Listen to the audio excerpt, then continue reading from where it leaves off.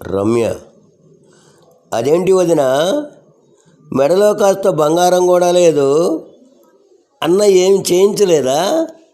పంకజం, అదేమి లేదు వదిన, ఈ మధ్య దొంగల భయంతో బంగారం అంతా లాకర్లో పెట్టాడు మీ అన్నయ్య. మరి నీ మెడలో ఏం లేదేంటి?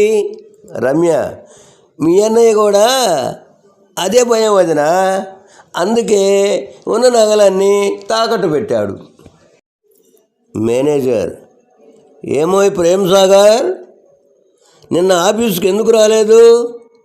ప్రేమ్ సాగర్, దెబ్బలు తగిలి హాస్పిటల్లో ఉన్నాను సార్. మేనేజర్, అబద్ధం చెప్పకు, నువ్వెవరో అమ్మాయితో బీచ్లో ఉండటం చూశాను. ప్రేమ్ సాగర్, ఓహో, ఈ విషయం ఫోన్ చేసి మా ఆవిడకి చెప్పింది మీరేనా? ఇది మీకు న్యాయం కాదు సార్. మీరు కూడా ఒక అమ్మాయితో సినిమా హాల్లో నా ముందు సీట్లో కూర్చొని మీరు చేసే శిల్ప చేష్టలు చూశాను. నేను మీ ఆవిడతో నేను చెప్పలేదు. నా ఉసురు తగిలి ఎప్పుడో ఒకప్పుడు నాకతే పడుతుంది సార్. శరణ్, అరే కిరణ్, ఇదివరకు చాలా సన్నగా ఉండేవాడివి, ఇంత లావయ్యావేంటి? ఎన్ని కిలోలు ఉన్నావేంటి? కిరణ్, కింటా బరువున్నాను రా.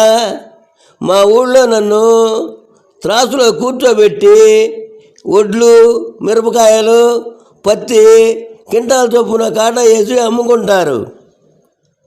శరణ్, వాళ్ళకి ఈ విధంగా ఉపయోగపడుతున్నావు అన్నమాట.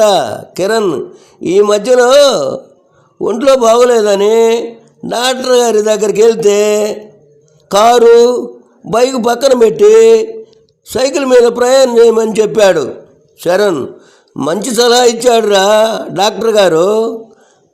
కిరణ్, ఒరే శరణ్, ఎవరైనా సైకిల్ బాగా నడిపే డ్రైవర్ని చూడరా, ఏదో నెలకు 500-600 అయినా పర్వాలేదు.